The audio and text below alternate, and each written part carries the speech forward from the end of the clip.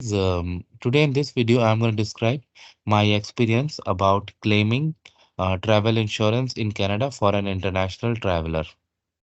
So before I proceed further, if you're not subscribed to my channel, what are you doing? Go ahead and subscribe right now.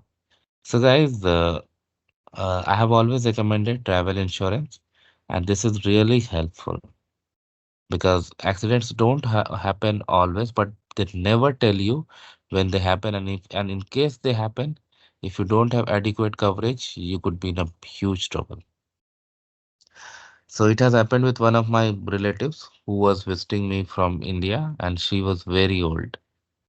So unfortunately, on one particular morning when she was getting from bed, she lost her balance and she fell down.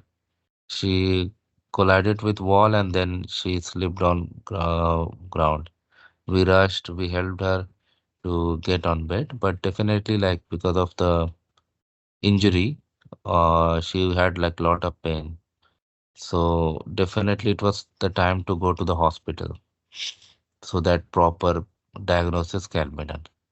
Of course, because she was an international traveler, so she wasn't covered under healthcare in Canada.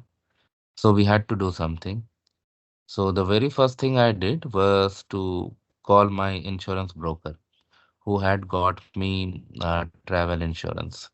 He was a nice guy and he explained me the process how to make a claim.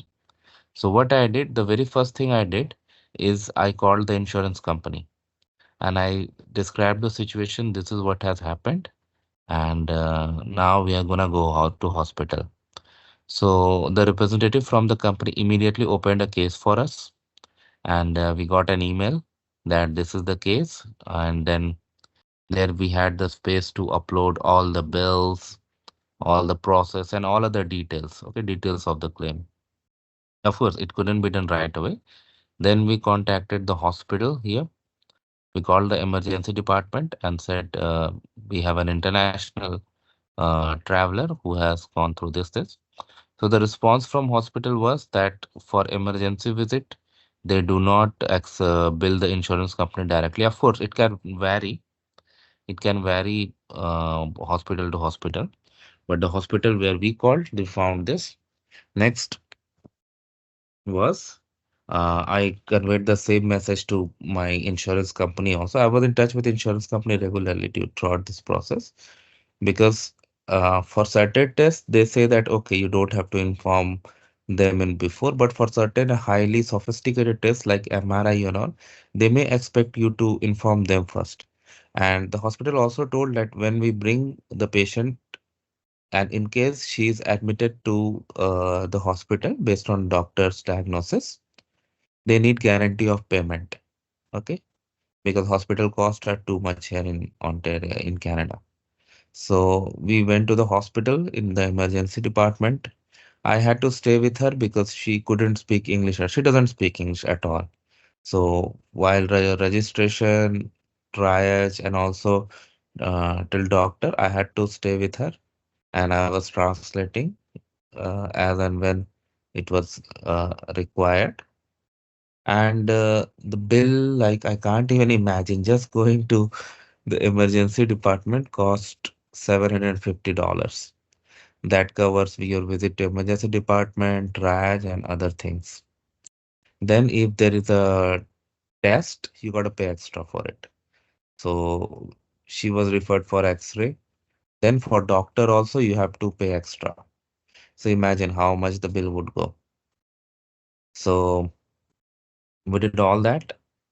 And before leaving, but the funny part was like after doctor diagnosis was done, we were not asked to pay.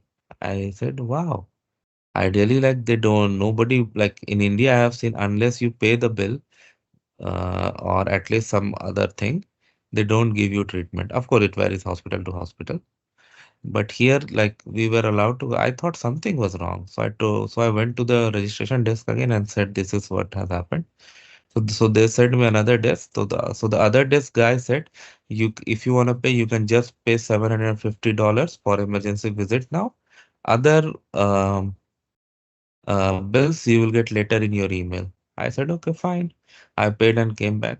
Next day, I was waiting for the bill to come because I had to raise the claim. Of course, throughout the process, I informed my insurance company that we are at this stage. This is the test that has been prescribed by the doctor, and this is what they had said. Everything, including when we were released, that also I informed to the insurance company so that that can be put in our file. So after my and so next day I followed up with the hospital, and they told me this, okay, and then then like oh sorry, next day I contacted the hospital.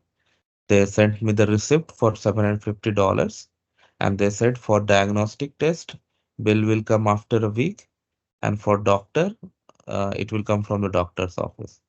So I waited for a week. I did not get the bill. So I called the hospital again, and they did send me the bill for um, diagnostic test that I paid. For the doctor office, I was told it will come after a month. Wow. They said they need time. I tried to request them so like I can raise the claim faster because it's not good to raise separate claims for the same incident, right? Instead, my intention was to raise all the claims together for a particular case. So after a month, but yes, I had informed my insurance company that I'll be raising the claim after a month after I receive all the bills, and they were okay with this. So around a month later, I got the final bill from the doctor office. I paid, and then I raised the claim, and it took around 20 days. And now, when you submit the claim, like with the company I had gone through, of course, if a visitor is visiting you from India, they don't have a bank account here, right? So if a check is issued in their name, where are you going to cash it? But with this insurance company I was working, while filling up the claim, there was place to enter who's going to be paid and other things. So my name was entered over there. So after 20 days, I submitted the claim. I got the check, and that was the exact amount I was anticipating because I had a small deductible too. So total amount that we paid minus the deductible. So we got that money. I got the check, I deposited, and it got credited. So overall, I'm satisfied with the service I have got from the insurance company. Um, like just I'm just imagining, had I not taken the insurance, what would have happened? And if this could have been slightly severe without insurance, you can't even imagine how bad it would be. So that's why I always recommend buy travel insurance when you go out of country. Even if you go for a single day or same day trip, have it with you. Accidents never tell you before they hit you. Thanks for watching. Please subscribe to the channel.